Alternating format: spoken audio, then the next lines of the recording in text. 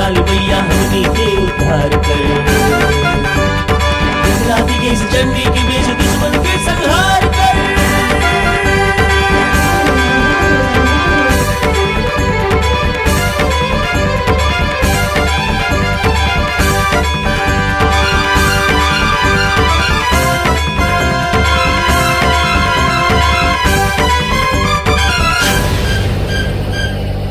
बचै है मुंह के लाली तोहरे, ओ बचै है मुंह के लाली, बचै है मुंह के लाली तोहरे।